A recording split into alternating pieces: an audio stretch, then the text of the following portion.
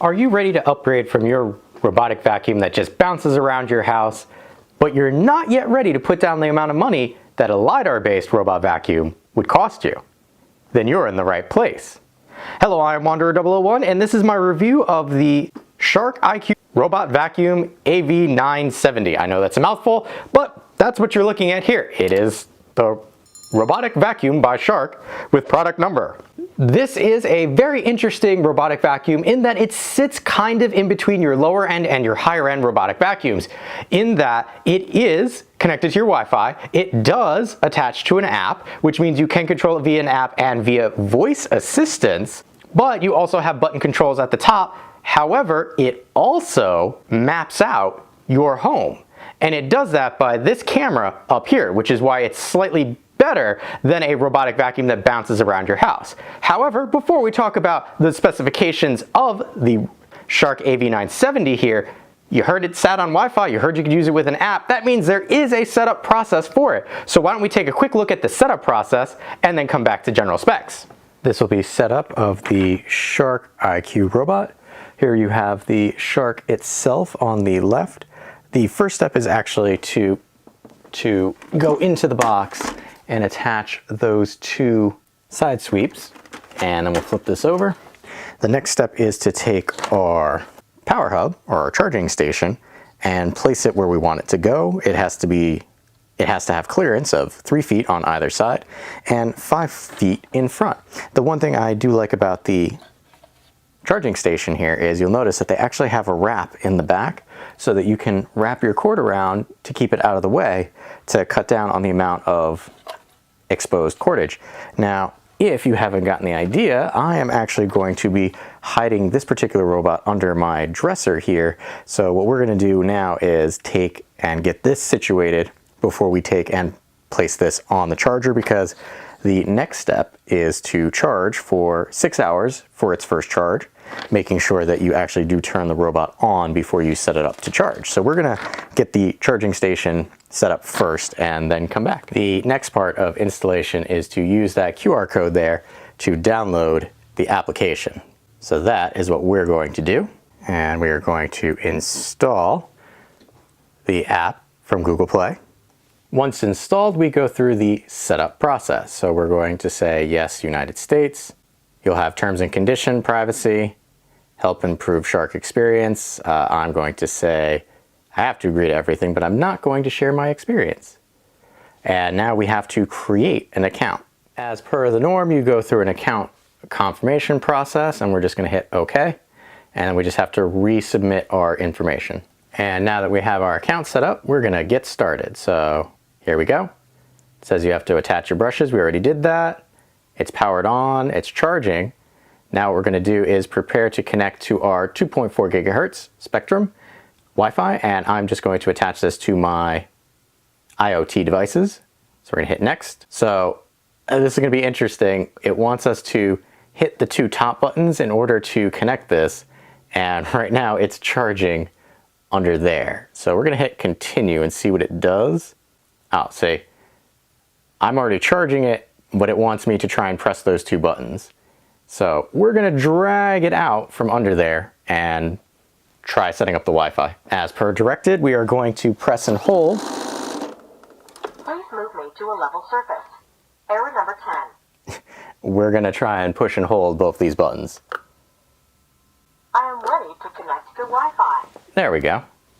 Ready to connect to Wi-Fi. So we're going to go back into our application. So we are getting the fact that we're ready for Wi-Fi. If we hit continue, it's kind of just walking us through the process that we've already done. And it says that green light will change from green to blue when properly aligned. So I'm guessing I have to shove this back under there while it's prepared for Wi-Fi. So let's go do that. All right, so I've got it under there. It's blue now. Let's see what we got. All right, so I'm gonna hit continue and it should prompt me for the Wi-Fi.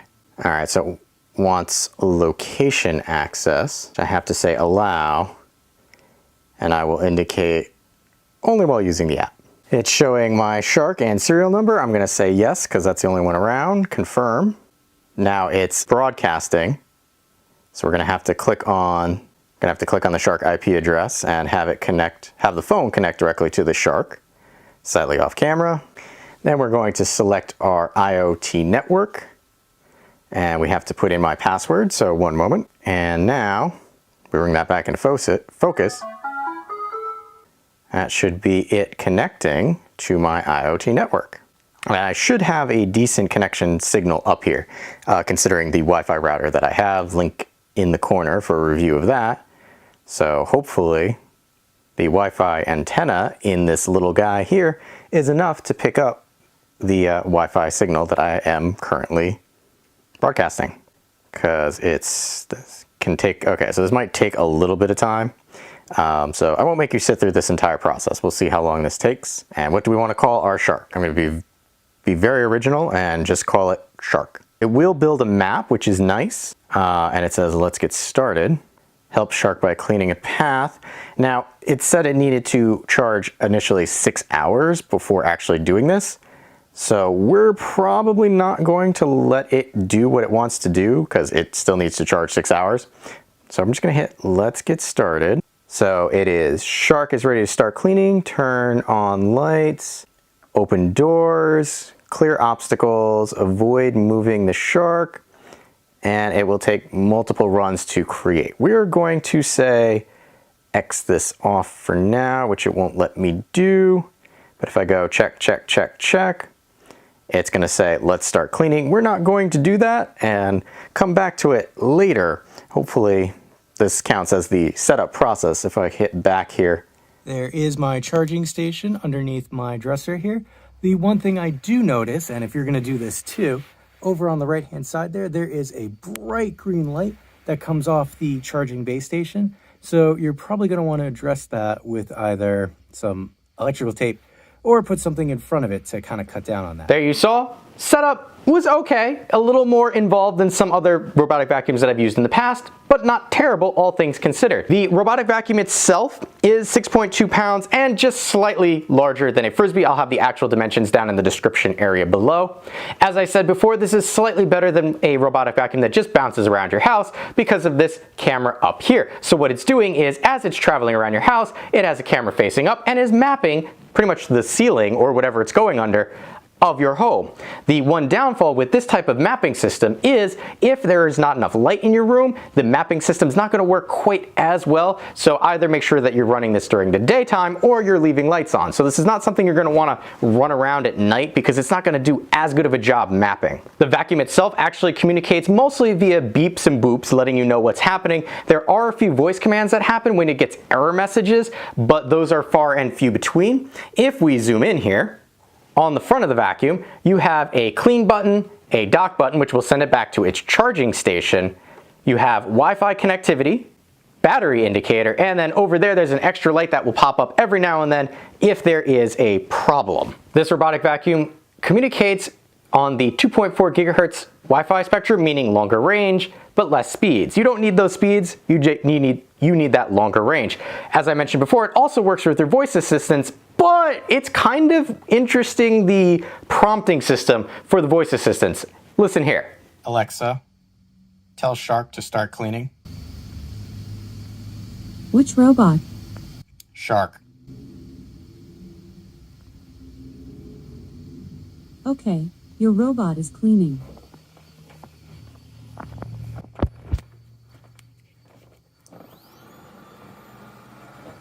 If they could make that a little better of a process, at least on the Amazon side of things, it would make the usage of this a little better. Now, we talked about the front, so what we're going to do now is we're just going to walk around the robot vacuum itself. I'm going to come around to the front end here because this has IR lights, which are meant to beam out and prevent it from hitting things, and a rubber bump sensor when it actually does bump into something. If you look very closely at the IR sensor and the bump sensor up front, there's a lot of rub marks on that. And that's because, I'm going to be perfectly honest, it hits everything. Like, it does not stop. It just keeps going. And I cannot tell if that's just the poor IR lights, but it did that from day one. It ran over my wife's foot twice within the first 3 weeks of us having it, so she was not too pleased about that. It hasn't hit any of my cats yet because they run away from the robot vacuums that I've tested. But the big thing for me, where I knew that this was a problem, is I started noticing marks, and here you can see what I'm talking about. At first I thought it was just something that I missed when we had our furniture moved when we changed homes. However, I started noticing that mark in a lot of other places, and I noticed, oh, it's at the same height that this is hitting. So it rubs a lot of furniture instead of tapping or not tapping at all and moving on. I really don't know if it's this unit in particular or if it's all Shark vacuums, but it is something to be aware of. If you've got some heirloom style furniture, you might not want to have this particular robot vacuum run in that room. Coming across to the side here, you've got your vent and your on-off button. The on-off button is if you wanted to keep this in a powered down state and not have to worry about it traveling on you. Obviously the vent, just like a regular vacuum, that's where the air is going to blow out. And we're just going to roll it to the other side so that you can see there's nothing to look at over there. Note that there is no actual plug to plug this into to charge. You only get the charging ports that are on the bottom, so why don't we actually take the time to flip this over and come in and show you what we're talking about. Here you have your two connection pads, so that's how you would charge the device. You've got one rotation wheel here that just kind of helps move it along. You can see that there are drop sensors up front and two on the sides here. I will admit that this particular robot vacuum is the first that has had no problems on my stairs, as you can see here.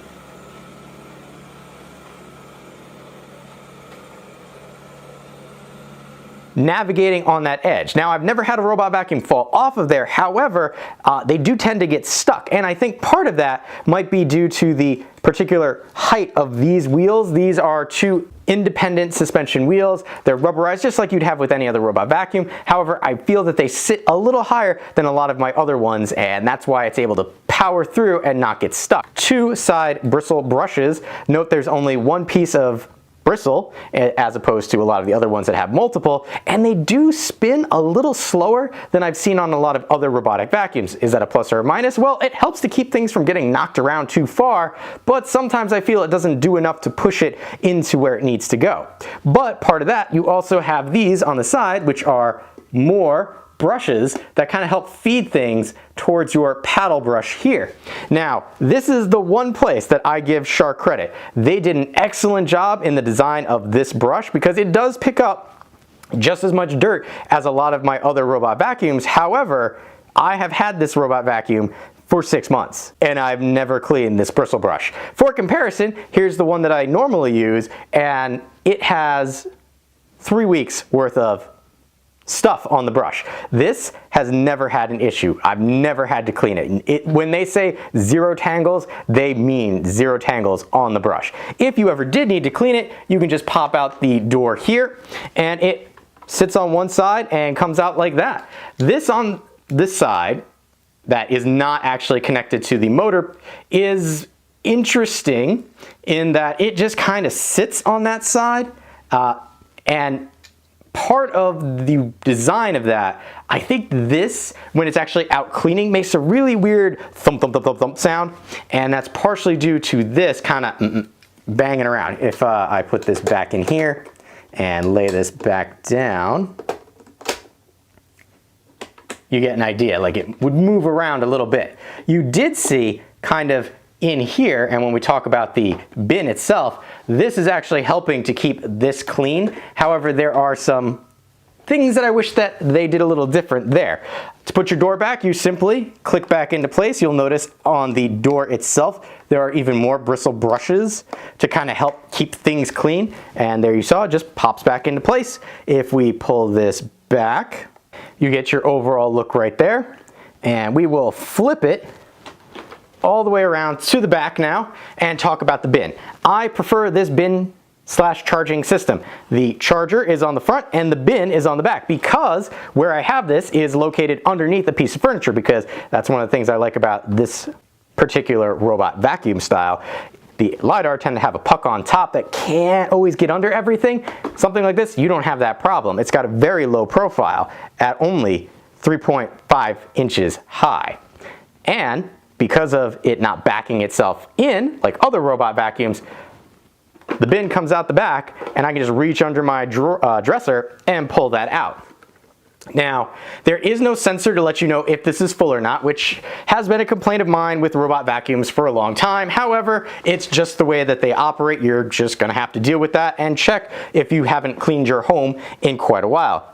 The design of this is interesting in that it's a pinch to open, so pinch the sides, pressure opens it up, and there you go, you can actually kind of see. So these bristles here, which are plastic, raking across the bristle brush as it's cleaning to keep it tangle free. But that means that this gets very dirty and you will have to come in here and clean it. It does have this weird shelf, and part of me wants to say it's to help keep the filter up here clean, but it doesn't do that. The one thing you may have noticed is that when I was talking about the vacuum itself, there's no included cleaning device. So you actually will either have to borrow one from another device or grab yourself a toothbrush and that'll work just as well, because this shelf gets dusty and full very quickly. The filter itself is on the back here. It just slides out and you can tap that out. But if you notice in there, that filtering system, if you try and clean it from here, it just will dump out all of that dirt onto that shelf. So I will generally hold it over the garbage can like that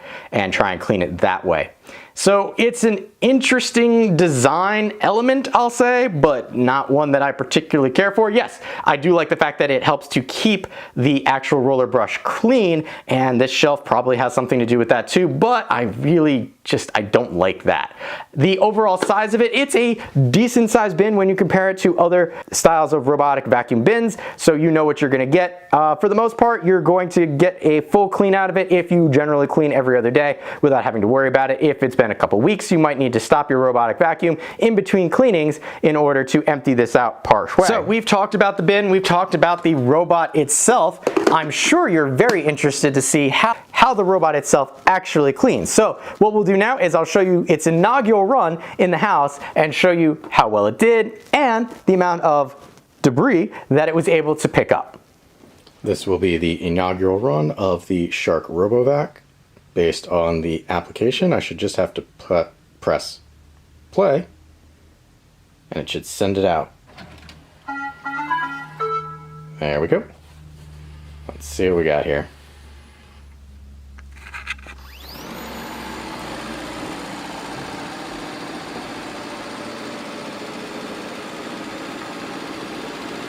Making a straight beeline from the bedroom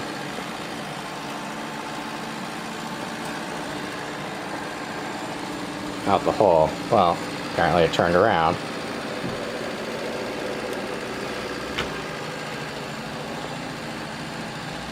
This should be its first mapping phase, because I kind of skipped that during its startup originally.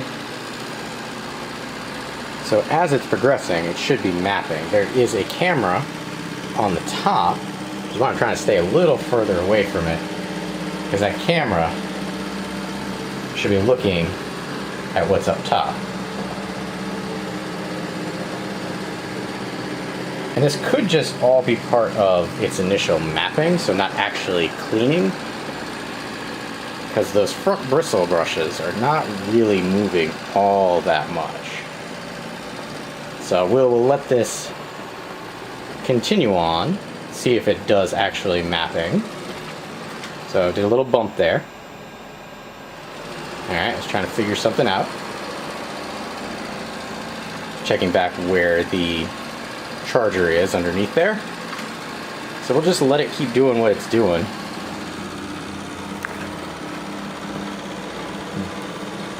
Definitely bumps a little more than my LiDAR-based Wise robot.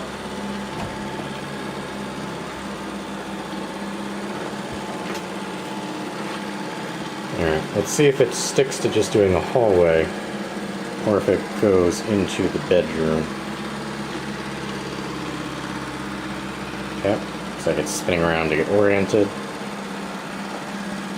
And I really hope that it's just mapping, because it's kind of leaving stuff in its trail. So I'm hoping that this initial one is just, it's mapping out its surroundings, and then I'll run through it again.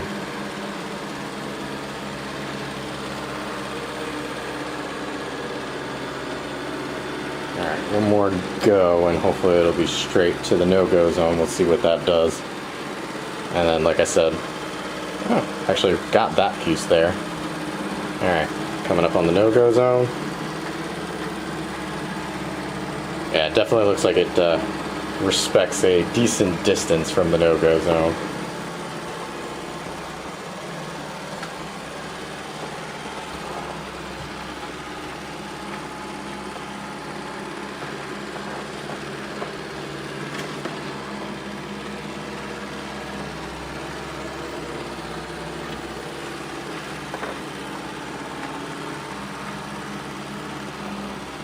As I stated before, it definitely bumps into stuff a lot more than I expected it to, considering it's supposed to be a mapping robot. But it did find its way back into the back room here, and it does go, for the most part, in straight lines. Alright, so it just completed its first run and made a tune to indicate that it was done. Now we're going to see if it can find its way back to its charging station. And we'll also kind of go out and see how it did. Alright, so its charging station's under the dresser there. Looks like it's thinking. There it goes. And there's the tune letting us know it's docked. So this will be after the initial cleaning. Can see that there's definitely stuff coming out the back there with the threads. Now, there is still some loose string and stuff upstairs. I'll show you in a minute. But I was actually surprised at how much stuff was in here after the first cleaning. So it is quite possible that I should have stopped in between to open this up first, because that is a lot of cat hair. And here you can see the combs kind of get stuck in there.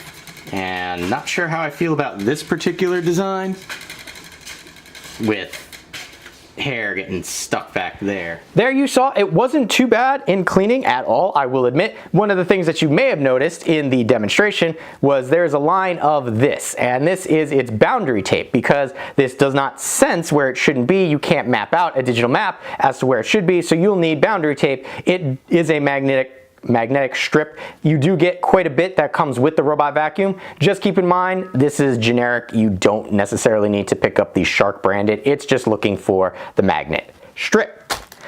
Overall sound of it, I will admit, that weird thump thump thump that we talked about, it's a little distracting, but even when the suction volume's at its highest, it's still low enough that I think you could watch TV in the room, unlike other vacuums that I've tried, where it was a little too loud to comfortably listen to TV without turning up the volume extraordinarily high. We talked about a few ways that we can control the robotic vacuum, the buttons on the top and our voice assistants. However, the majority of the skills, settings, and options that you're going to want to be able to do with this are all located within the Shark app. So let's take a look at what you can do for this vacuum with Shark application. For the Shark robotic vacuum, when you first start up the application, this is the screen that you're brought to. You can see your actual Shark robotic vacuum right here up in the center. You also see that right now my particular robot vacuum is resting on the dock and is at 100%. On the main screen here, we have a couple of options that we can do. We can schedule something, and we could say we want to do this in the morning, and then select a time period, afternoon or evening. And you'll notice that it jumps you to the particular section that you want, starting with the time, but you can adjust as you see fit. Notice it changes automatically between AM and PM, which is kind of a nice touch. In my case, I'm going to go back because I don't want to actually start a schedule. Here we have our history, and this will show the history of the cleaning that the robot has done. At the top, you could see the runtime for the last 30 days. In my case, it has been 3.5 hours of runtime for particular run cleanings, and it shows that it has cleaned an area within the last 30 days of 599 square feet. The area that I actually have it cleaning is much smaller than that, so it's a accumulated total of all of these days. Yes, you'll notice that I do only run the robot vacuum once a week. If we come down here and select one of the days, it will generate the map that it has done when it was cleaning, and you'll notice it will show you if there's any spots that it kind of missed. It will show you the cleaning area, it shows you the runtime, and then information. So in this case, start cleaning, sent to dock. If you paused it to empty out the container anywhere in between this, it will show you here. You can select the X button here, which brings you back. And I'm going to open up a different one so that you can see it doesn't always get all the areas when it's out cleaning, and you can see that the total of the square footage cleaned and the runtime slightly different. We can also select the back button to bring us back to this page, and one more time because I have a slightly different map where I closed all my bedroom doors and just had it doing my hallway. So that bit right there is actually the bathroom where I have the magnetic tape across to keep it out of there, and then it just couldn't quite get into that corner, and then total runtime and clean time. Now, it does, as you saw, offer you a view of the maps. However, the maps are only visible after the cleaning job is done. You cannot view an active live map while it is out cleaning. And we're going to select back. So those are our two options there. Obviously, you've got a big clean button in the middle. We're going to swipe up from the bottom because these are notification/cleaning tips. Don't necessarily need to have them, and if you don't want them, you click the X right there, and that gets rid of the cleaning tip, and that just, next cleaning schedule. There are some features that are only available while the Shark robot is out cleaning, and to do that we're going to select our cleaning button right there. It is communicating to the Shark robotic vacuum right now, and it is getting ready to send it out on a cleaning cycle. The one thing that I do notice now that the robot vacuum is out cleaning, you'll see you have a pause button for the robot vacuum, stop, which is go back to the dock, or you can select find the robot, and it will do a tone, which I heard but you cannot hear. Turn off find robot, so now it will go about its business. Cleaning mode, this is the part that I dislike about this particular robot vacuum. It always defaults back to eco mode. No matter if I put it on normal or max, it always defaults back to eco. I have not found a way so that it memorizes the fact that I want maximum cleaning. I'm going to select back so I don't do that. You can see down here it does show you cleaning time. So it's elapsed 58 seconds, and then battery remaining shows you there. It's letting you know clear the path for the robot so it can clean. I will say that this is not exactly accurate, and you do have to close the app, completely clear it from the cache of the cell phone before you open it up again, and then it'll give you an actual readout of the battery life remaining and the time. The time is just a timer that's elapsing. The battery readout, it needs to pull that data from the robot, but doesn't do it in real time when you're actually looking at the app unless you close it and start it again. So here you can see it is returning to dock even though the battery is at 100%, only because I haven't cleared anything and I didn't prepare the room for cleaning by the robot vacuum. In the upper left-hand corner, you have your hamburger button. We're going to select this. Your account at the top with the email address that you associated with your account. You have your robots. If you have several, in my case, I named the Shark robot Shark. So if you had several different variants, you can list them all out there. You can add a robot right here. You can select history, which once that loads up,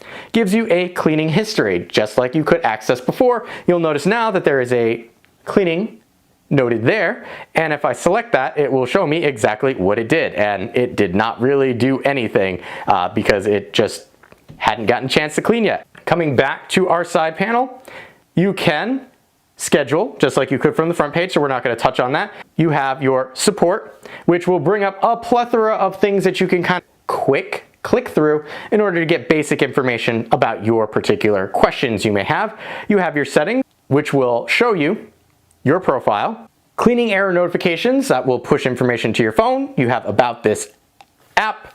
You have your robots. There you can see it's connectivity. It's my Shark because that's what I named it. Selecting that again lets you get some extra information of the Shark robot. You have your robot language.